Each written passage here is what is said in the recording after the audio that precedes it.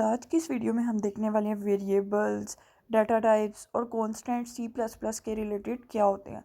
Last हम लोगों ने वेरिएबल्स के बारे में थोड़ी सी अंडरस्टैंडिंग ली थी। मैंने आपको बताया था कि वेरिएबल मेमोरी लोकेशन होते हैं जिसमें हम डाटा स्टोर कर सकते हैं। ये यूनिक एड्रेसेस होते हैं क्योंकि ऐसे एक एक डाटा को याद करना तो बहुत ही मुश्किल हो जाता है ना। तो ये मेमोरी लोकेशन में हम हर डाटा के यूनिक एड्रेसेस होते हैं जिनके थ्रू हमें पता चलता रहता है कि हमने कौन सी चीज़ कहाँ पर रखी है। ठीक है, जैसे कि ये एज है, ये आप स्लाइड ना स्टॉप करके अंडरस्टैंड कर सकते हैं। मैं ना एक्चुअली आपको कोड करके बताऊंगी कि क्या होता है। वेरिएबल्स को हम डाटा टाइप्स की हेल्प से आइडेंटिफाई करते हैं, यानी कि उसके मुताबिक हम लिखते हैं। डाटा और ऑपरेशंस को मिला के डाटा टाइप बनती है। ये सेट ऑफ वैल्यूज़ होती हैं। ठीक है, इसकी कितनी टाइप्स होती हैं? इंटीजर होता है, चार होता है, फ्लोट होता है। ठीक है, ये आपको मैं बताऊंगी। हमें क्यों डाटा टाइप की ज़रूरत पड़ती है ये आप देख सकते हैं, पढ़ सकते हैं। तो ये थोड़ा सा उसने बताया कि डाटा टाइप्स इन बिल्ट भी होती हैं, दूसरी भी होती हैं। जो बेसिक्स होती हैं ना वो ये चार होती हैं: वॉइड, इंट, फ्लोट। तो ये थोड़ा बहुत उसने इंट्रोडक्शन दिया एक एक डाटा टाइप के बारे में। मैं इसको आगे करती रहती हूँ। अब मैं ये आप एमसीक्यूज़ में आ जाते हैं अक्सर के इसकी मिनिमम वैल्यू, मैक्सिमम वैल्यू, और मेनली ये साइज़ पूछा जाता है कि फ्लोट का साइज़ क्या है। बाइट्स में 4 होता है, 4 का 1 होता है। ठीक है, वेरिएबल्स को कैसे डिक्लेयर करते हैं ये भी मैं आपको आगे जाके बताऊंगी, यानी कि अपने कोड में बताऊंगी। कांस्टेंट को कैसे डिक्लेयर करते हैं ये भी मैं आपको बताऊंगी।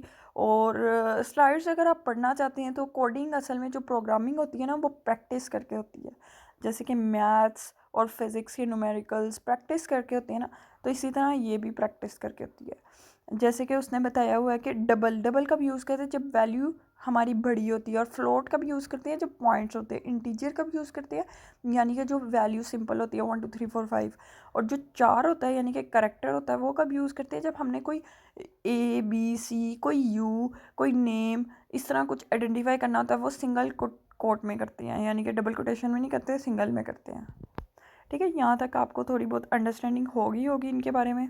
अब हम लोग कोड करके अपने वी एस कोड पे देखते हैं, वी एस स्टूडियो पे देखते हैं कि हम इसको कैसे कर सकते हैं सी प्लस प्लस की हेल्प से।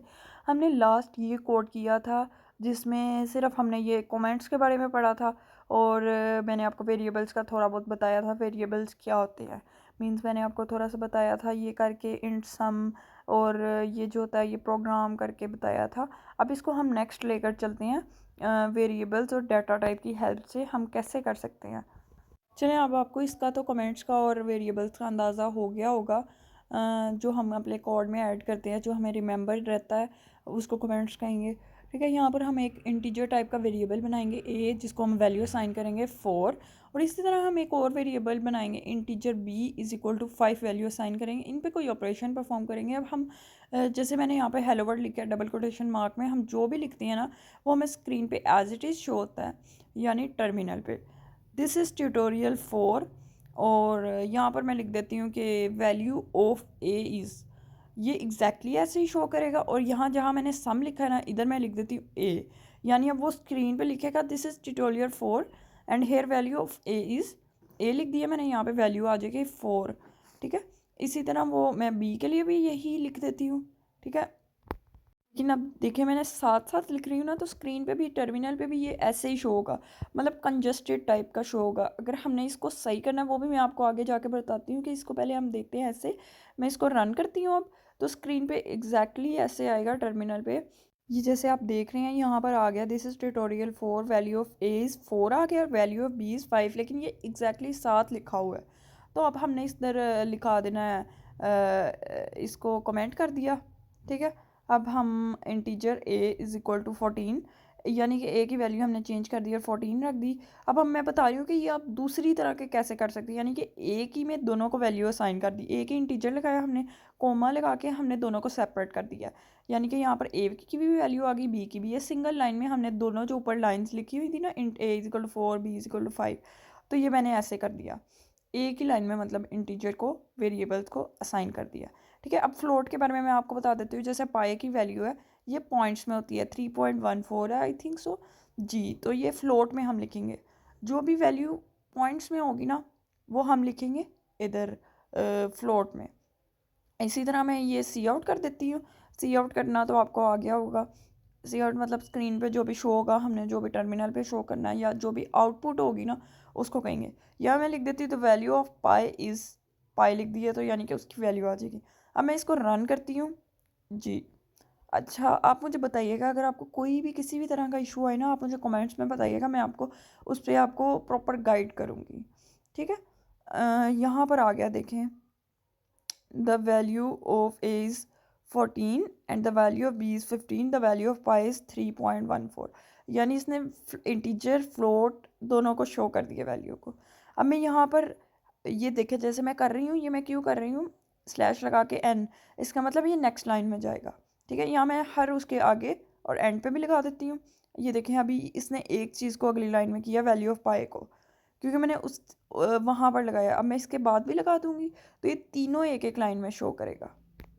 ये देखें मैंने पाई से बी से पहले भी लगा दिया, तो ये तीन अलग अलग लाइन्स आई हैं। ठीक है, अब इसको ज़्यादा ब्यूटीफाई करना होगा, वो भी मैं आपको बता दूँगी नेक्स्ट लाइन में कैसे जाना है एंड ऑल दैट।